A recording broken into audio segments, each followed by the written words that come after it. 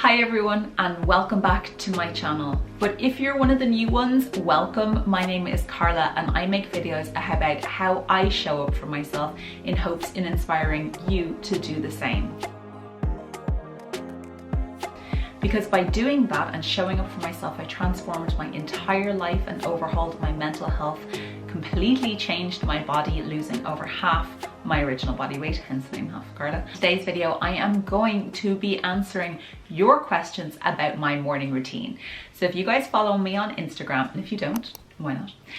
I share every single morning when I go out for my morning walk, and I have gotten so many questions about how I go out for a walk so early in the morning.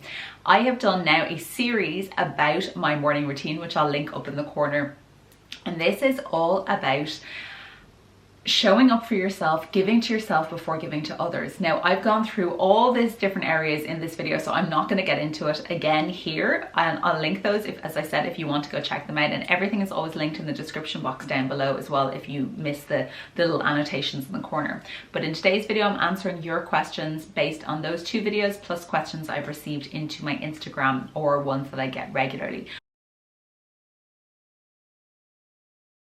So first question is, do you find drinking has an effect on waking up? I actually don't drink or consume alcohol anymore. I will leave a video linked up here and down below all about why I quit alcohol. So I don't find that it has any impact on me because I do not drink. Do I stay awake after I go up for my walk? Yes, I do. I start my day at like between 4 and 5 a.m. I am back from my walk between 5 and 6 a.m. 6 to half 6 depending on the day, and then that's it. That's my day ready. Now occasionally, it may be on the weekends or something, and there's a lot of questions about the weekends here, but I might, if Brannock isn't up, my son, I have a 16-month-old son, if he is not awake and Vincent's still asleep, I might curl back into bed for like 15-20 minutes until he wakes up, just, you know, for cuddles and a little snooze or something like that. Depends on the day. I don't do it all the time. How do I get to bed so early? If you're watching TV, or are you a productive night owl? So no, I'm not a productive night owl. I am much more productive in the morning, and that's why I have such a strict and well thought out morning routine, is to maximize on when I'm at my best. I am, however, I am quite busy at nighttime. I think as anybody who's ever had a toddler will know, there's a lot goes on at nighttime. I do watch TV, however, I don't watch as much TV as I used to watch. Even prior to having Brannock, I watch a lot less TV. I would typically maximum watch an hour a night. That would be like, we watch maybe one show of something. We're currently watching The Night Agent and The Americans when my mum is staying with us. So we may get a full episode in. It's not all the time. And then when he goes to bed, I typically go to bed after him, or I do my kind of night routine after him. So I don't tend to sit down and watch TV as much as I used to, and in doing so I find that I don't eat as much because I'm not mindlessly eating in front of the TV.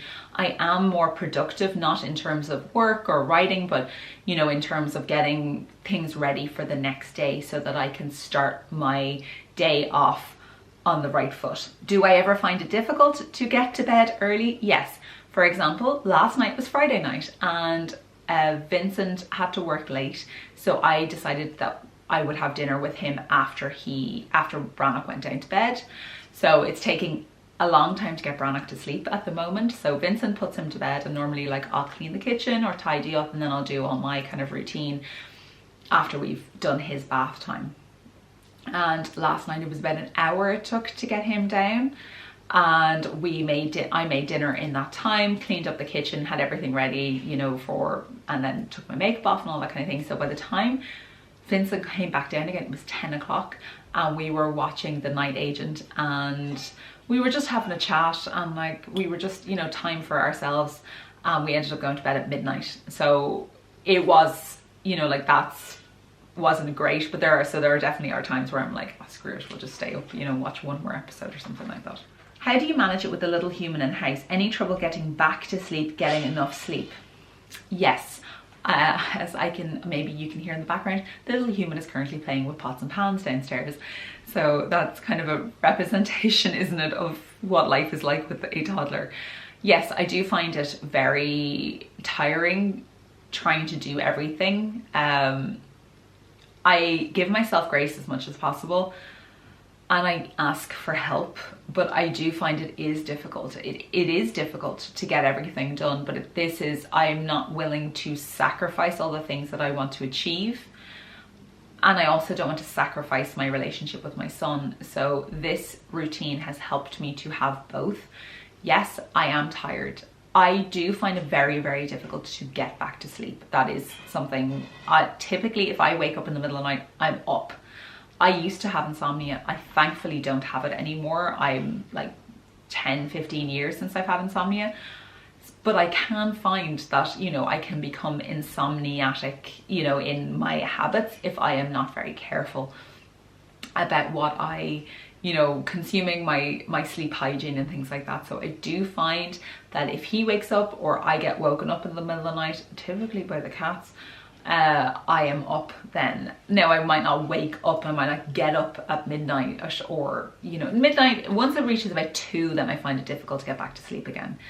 Like there was one morning the other week where I woke up at 2:10 and I kind of dozed in and out until 4:30 and I was like, okay, I'm just getting up, you know, or at 4:15, I was like, I'm just screw this. So it can be difficult and we just have to give ourselves grace, because having a child and taking care of a child is the hardest thing I've ever had to do. They are little tiny, like gorgeous terrorists in your house, and you know, thank God for coffee. That's how I deal with that. Sippy. Do I think it's okay to sleep in some mornings?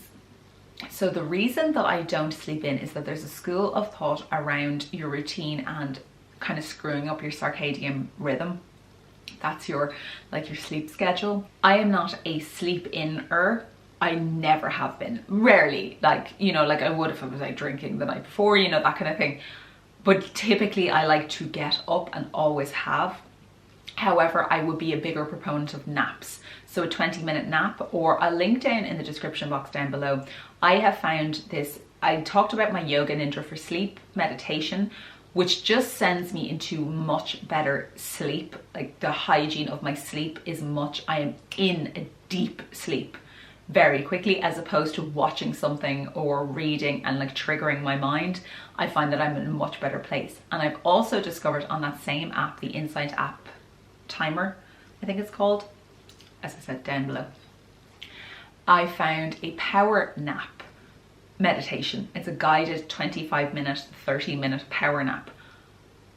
That's amazing. So what this is basically it guides you through totally relaxing, and I tend to kind of fall off and drift asleep, you know, within 5-10 minutes of having it on, and then it wakes you up at the end. So it's like, and you waking up now. So it's just, there was one time I didn't wake up, it was wrecked. That was not long after I'd had norovirus, so I was at a really, really low ebb. But I do know that it helped. I slept through it, but other times that I've done it, it's really helped me to get a good 25-minute power nap in. I don't think we should be napping for, like, I know if I nap over 20-30 minutes, I think is the recommended max, then I'm kind of screwed up for the day. Like I'm groggy and it takes me forever to wake up. It takes me nearly an hour to wake up if I have a 2-hour nap in the afternoon.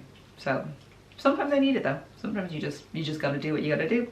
For in terms of your question about getting back into like sleeping in, of course, if you need sleep, take it. But I would caution doing 5 a.m.s and then on the weekends waking up at 10 a.m. because I feel that might totally destroy your sleep schedule, and you might find the Monday morning 5 a.m. very, very difficult. Now, I'm not a professional, so do what I say as you will. Is that an expression? So there's a lot of things about sleep, and there's a lot of things about, like, this is all, as I said, these are very random. I'm not going through them in any particular order. What do I do on holiday? So I naturally wake up early. And especially with the toddler, when we're away with him, he will wake us up. So I would still wake up early on holiday. Not maybe as early, but I would. Look, when we were in France, we woke up at 6:30, 7 o'clock, and you know, like his grandmother or my mum would take care of Brannock while Vincent and I went out for a walk together. So, you know, we would typically keep to some kind of semblance of the walk, and I might not get my morning pages done. It depends on the type of holiday as well. There's a big difference between going to visit family and a sun holiday. If anybody has family, if anyone's partners, or you are the partner with a foreign family, you live in a different country, you know that those holidays are not really holidays. They are more trying to fit a lot of things in a very short amount of time. So I would still, like, that would typically be where we would go. Vincent and I are going away to London at the end of the month together, and we probably won't walk because we will be walking constantly around London, so we probably won't go do a walk in the morning. I might. It's not the safest either to be in London walking on your own in the morning. If Vincent is up for it, we might go together, but I also don't have that much room to pack things, and I'm probably not going to take my runners, let's face it. So we'll see. I'm not really sure. But yeah, like, we don't have to be sticklers to these things. Do I take water on my morning walks? No, I've never felt the need to take water. I actually, this morning I was really thirsty. I could have done with some water, but I was fine until I got home. How did I deal with a full-time office job while on my weight loss journey? So I obviously, this is the morning routine video, so I'm going to stick to this as the morning part. I did speak about this in my first video about my specific morning routine and how I used to go into the office early, do my walk, and then come back and get changed and ready for my day. And then, you know, at lunchtime I would go out for a walk. I had a full-time desk-based job the entire way through my weight loss journey. I was full-time at a desk. I was a senior manager for a charity, so I was incredibly busy, and I just found time to prioritize what was important to me. And I did speak about this again, but I'll just quickly touch on it. There was one day when I was walking, it was when I was the very start of lockdown. Things were crazy. I was only 6-7 weeks into my weight loss journey, and I was thinking, oh no, I have to go back to the office. I have to go back, or back home, because I need to do that. I need to do that. I need to do that. And then I realized that's actually when I started really putting myself first. That was the moment that I realized, I was like, no, hold on. I need to fill my cup before I start giving to others. And that's when I started. I then made a pact with myself that I am my priority in terms of everything. I have to make sure that I'm okay, because if I'm not okay, then my work is not okay, my family is not okay, my home life is not okay, my friendships, you know, my extended family, not okay. My mental health will suffer, so I have to give to myself before I give to others. I have to show up for myself, and that's really where that came from. What is my 10-minute exercise circuit? So I mentioned this again in the first video, but this, I didn't go into depth about what it is. So my 10-minute exercise circus was, as I said, I am not a professional, so this is just what I do, and this is the, basically, I think it's the Body Slims one, but like a little bit adapted. First is, each exercise is working up towards a minute of doing them, and then when you can do it for a full minute, increasing your reps in that minute, and then you can start adding weights and things like that into it. It's a minute plank, which I can do now again after pregnancy. I find that pregnancy and having a C-section was the biggest impact on my strength, and of course weight loss, but really, like, on my core strength was pregnancy and having a C-section. Then side planks, I can't do a full minute normal side planks. I can do adapted ones, so from my knees down on each side. Then a minute of push-ups, again, they're like the adapted ones, so you're like not on your feet, I'm on my knees. A minute of Supermans, a minute of the bridge, then a minute each leg of single leg bridge raises, then a minute of wall sits, and a minute of tricep dips. That's it. That's all I do. I try and do it. I didn't do it this morning. I didn't do it Wednesday morning. So it's typically 4 to 5 mornings a week I will do it. And I really noticed the difference in the strength and my ability. So I've noticed, like, at the start, I wasn't able to do the plank at all. Again, like, I used to be really strong. I think a lot of people think that I never did any exercise when I was overweight, but I actually went to the gym all the time. I was really strong. I wasn't fit, I wasn't slim, I wasn't healthy, but I was strong. I used to be able to leg press 175 kg. Men used to have to come in and take weights off after I was on the leg press machine. You know, I was carrying 23 stone around with me, so I was really strong, and I used to be able to do planks. I could never do a pull-up, but I was working on the assisted pull-up machine. I was pretty strong. I used to do lots of squats and Romanian deadlifts and single leg deadlifts, and like my legs were incredibly strong. My core was really, really strong. I used to love exercising my abs, my core. I think I thought I was going to exercise away 23 stone, but anyway. Does my weekend routine differ from my weekday routine? Do I adapt the routine when I travel? So does my weekend routine differ from my weekday routine? Not really. Typically the only thing that differs is that I don't set an alarm for the weekends that I do in the weekdays. However, I will naturally most of the time wake up. This morning I naturally woke up at 5 a.m. Like last week I woke up at 4:15 naturally. The other week I woke up at 6 naturally. So it's just, I let myself wake up naturally, and then I go out and I do my walk. I come back, have my coffee, and then typically we'll get ready together. So like one of us will shower and then we'll swap you know, the other one in the bathroom, keep going, like do a routine. Currently Vincent is downstairs giving Brannock his breakfast and getting ready for the day while I'm filming this. Normally I wouldn't be filming on a Saturday, but I've had a lot on. So Vincent will, you know, so our routine isn't that different. I don't typically get time to do my morning pages in the weekends, except on a Sunday when we spend time together as a family on personal development. Next question. I loved this question. What does show up for yourself mean in terms of belief and action? I'd love to know which came first. Did actions like your morning routine lead towards the realization that what you were doing was showing up for yourself, or did you discover the need for this belief which led you to map it out and put it into action? So, what does show up for myself mean? I kind of touched on this a little bit earlier, but show up for yourself means that you are your biggest champion.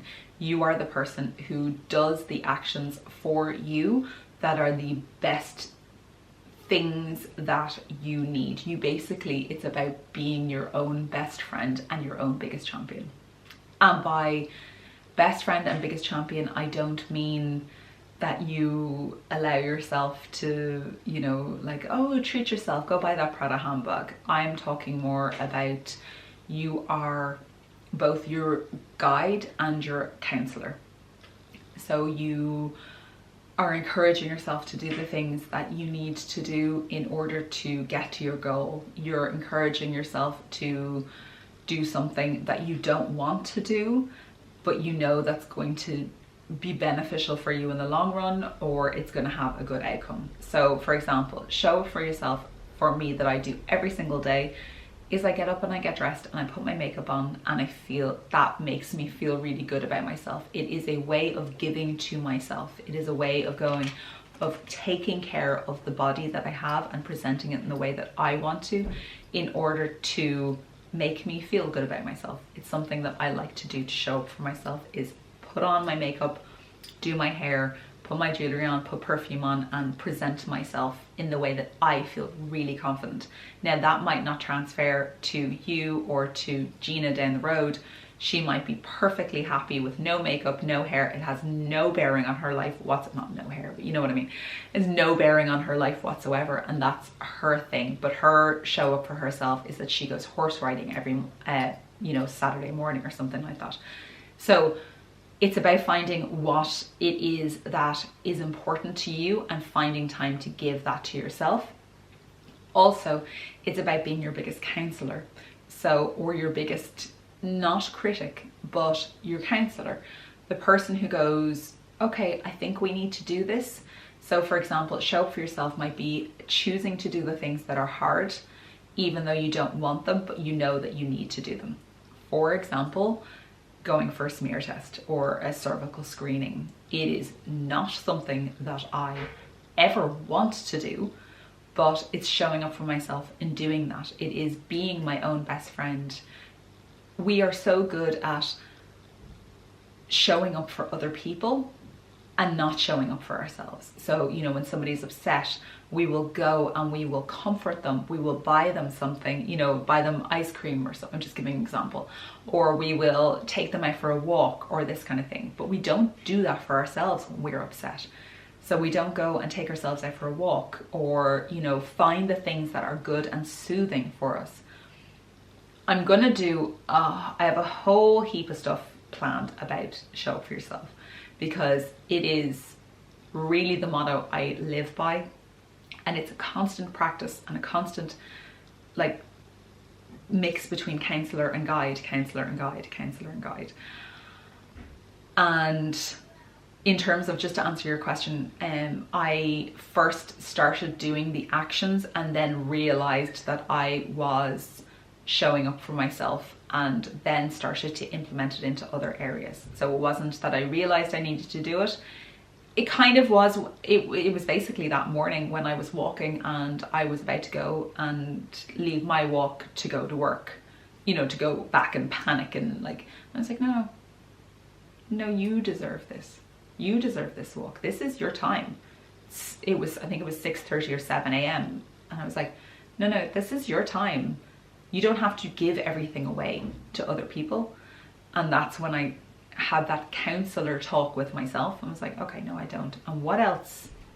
So setting boundaries, that's showing up for yourself. It's basically being your biggest champion, being your biggest supporter, being your biggest guide, both in something positive and like nudging you towards things that maybe are out of your comfort zone or things that you need to do.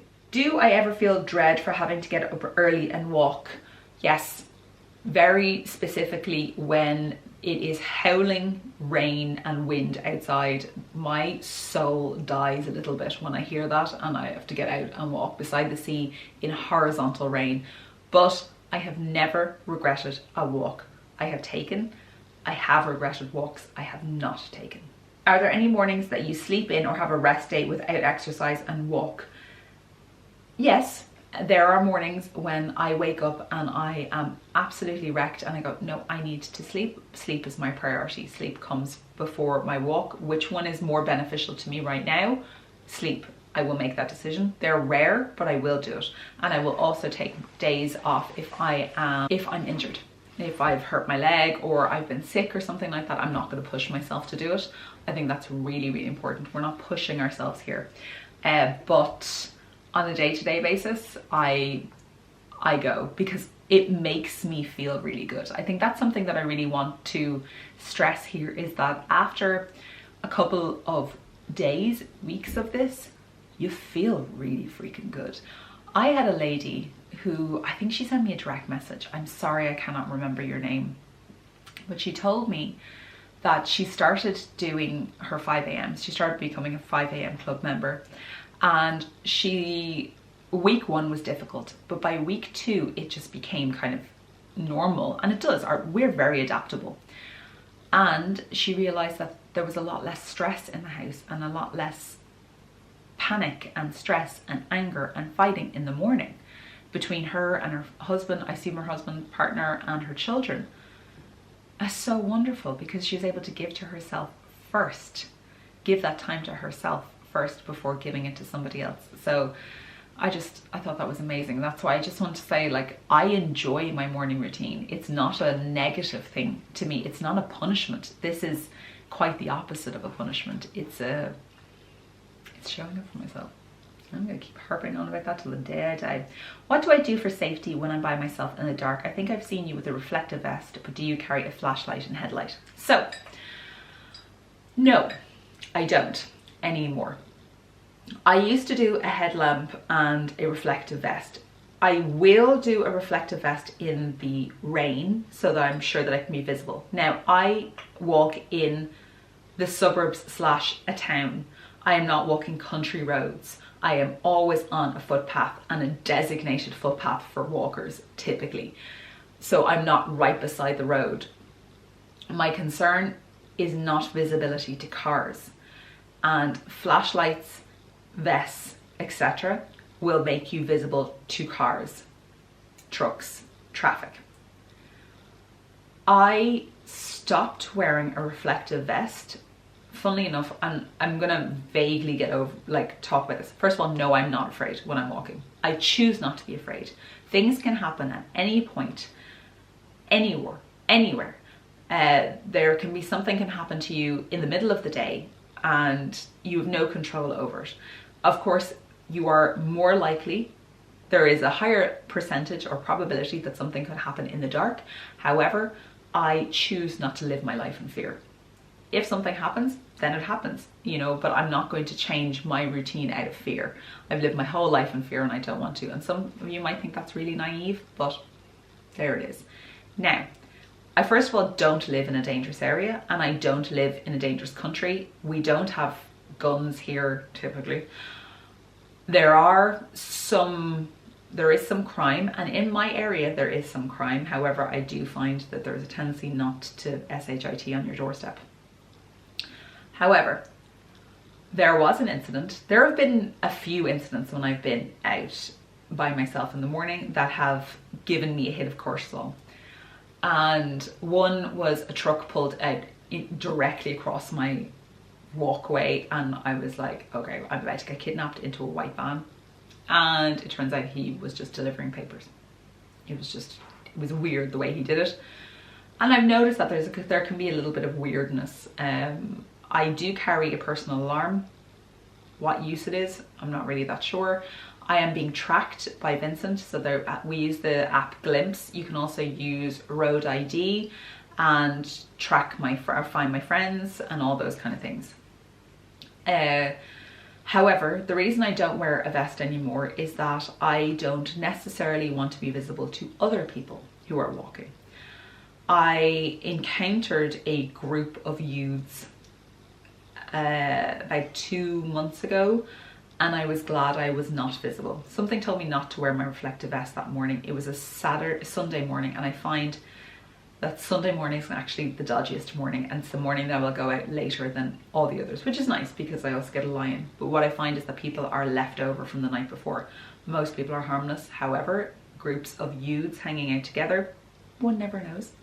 And there are definitely gangs and crews around my area. I was able to make myself invisible to them because of the way I was dressed, because I was not wearing reflective gear. And when I saw them and they passed, I just kind of stood behind a car and let them pass without them seeing me twice. It was, yeah, anyway, I managed to avoid being seen, and I just went. Sometimes I actually think it's better not to be seen. Now, I'm not walking country roads, I'm not, you know, just to let you guys know that. Okay guys, I'm only going to answer a few more questions because I've been talking for half an hour and there are so many questions. What's the slinky sausage? Slinky sausage is, I don't have it in here, it's basically a heatless curler. I just call it slinky sausage because it's a silky sausage. I get it on Amazon, I'll link it down below. And somebody asked how do I sleep in it, and I've done in my last vlog, I'll link it up here, I shown the whole routine of how I do it, and I found the way I'm basically tying it behind my neck.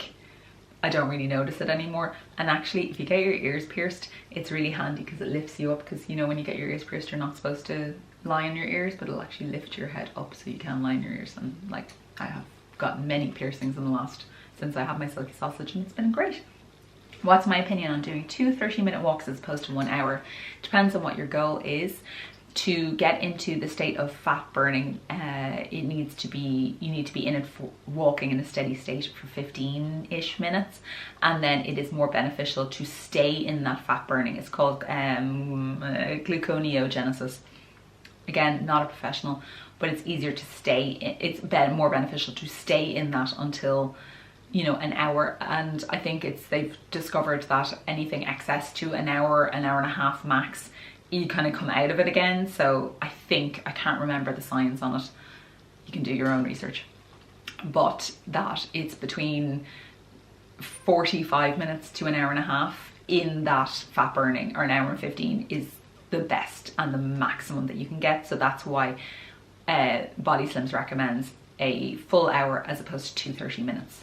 because you're coming out of that fat burning again if you're in the 30 minutes, and the fat burning mode will continue on when you get back from your walk if you do it for an hour. So I know you've got cats, but did you ever think about getting a dog you could walk with in the morning? And have I ever had pet dogs? So first of all, no, I've never had a pet dog. My cat Smushy, my beautiful baby boy with the flat face, is my first ever pet that I've ever had in my whole life besides a goldfish. Like, I've always wanted a pet, and he was my 30th birthday present from Vincent, and I love him so much. He came to us on my 30th birthday. I don't have a dog, and we will be getting a dog, but not in this house. Our house is very, very small. It's a lovely, beautiful house, but it's quite small, and when we move to a larger house, in whenever that might be in the future, when we have a bigger garden, we will get a dog, then probably get 2 dogs. I've always wanted a dog, and I will probably do rescues, but I also really want a Bernese named dog. But I also want to give dogs a chance, a home.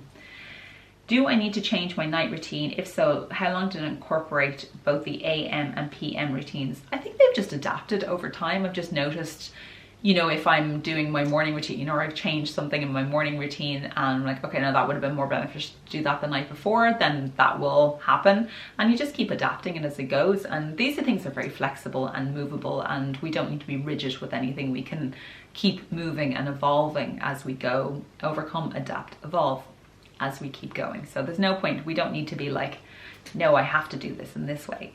I just find what works for me, and if something doesn't work for me anymore, I change it up. What do I listen to when I walk? I listen to, number 1 is my walking playlist. I will link it down below. It's on Spotify. I have been told in no uncertain circumstances that it is the best walking playlist. It is 90s and 2000s house, progressive house dance. It's got a bit of Europop in there. It's got some cheesy hits in there to give you a bit of a smile. And it's got 1 or 2 like girl power ballads in there as well, just to give you a bit of like a, you know, a pep in your step as you're going. And a few bits of like industrial metal. It's a good mix. It's a really good mix. I will listen to podcasts and books. My favorite podcasts are Diary of a CEO, Slow Mo, The Good Glow, Last Podcast on the Left, The Jordan Harbinger Show, Glory Days by PJ and Jim, and that's pretty much, they're my favorites. I used to listen to My Dad Wrote a Porno, but that's finished. So that's gone. I think that's all my podcasts. Or I listen to music, but then I'll also listen to books. Like, I love listening to audiobooks. I'll either listen to a personal development audiobook, or I will listen to like a really violent thriller, because they're my favorite. So Chris Carter, Richard Montanari, Karen Slaughter, that kind of thing. Any recommendations for those, leave them down below, or I'll listen to personal development books. So like whatever has come out at the time. What do I wear in the rain? So what do I wear? Do I use an umbrella, or do I just have some kind of poncho? No, I get wet. We're not made of sugar. We won't melt. I don't wear any specific shoes. I wear my runners. I get wet. I come back, I take my clothes off, put them on the radiator, have a shower, and then I'm fine. I get wet. If it's absolutely bucketing down, I'll wear Vincent's walking jacket because it covers my arse more. If I have a reel here on what I wear when I'm walking when it's really cold. If it's pissing rain out, I will swap my beanie hat for a peak cap because it keeps the rain off my face. And if it's really cold and really wet, I will wear the peak cap, like a baseball cap, with a beanie on top of it, with a couple of hoodies on top of that. That's basically it. Do I ever walk indoors on a treadmill? No, I don't have a treadmill, and I personally find it really, really boring to walk on a treadmill. It seems like 1 minute is like 4 hours, and I'm just like, I don't want to do this anymore. Whereas when I'm walking outside, I totally get lost in my thoughts, and I like to look at the sea. And I know I'm really privileged and very lucky that I live beside the sea. And the final thing is, when do I have breakfast and what does it consist of? I intermittent fast, so I do not eat breakfast. I come home, I have my coffee, I have water, and then I will eat at 12 o'clock. That's when I break my fast, and typically it's with either a soup or salad. Veg, that's the first thing that I get into me.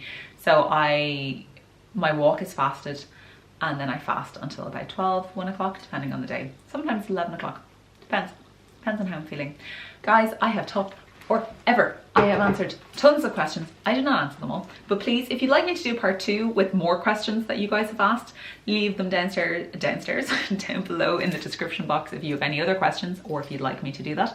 Leave me the clock emoji, CLOCK. I see you, filthy bitches. I see you. The clock emoji, and an aubergine, guys, that will be the other one. Come on. Sorry, if you know, you know. And a clock and a walking person. Leave me those 2 down below. Please don't forget to subscribe and like this video every single time that you guys do. It just really helps out my channel. It helps people to know that this content is valuable to you, and it helps to push it out then to other people. If somebody who normally likes something and doesn't like it, then the YouTube algorithm is like, no, maybe this isn't as good or not as valuable, and I'm like, no, it is. They did like it, they just forgot. So please do. And guys, please don't forget to show up for yourself. I will love you and leave you, and talk to you all next week. Bye, guys.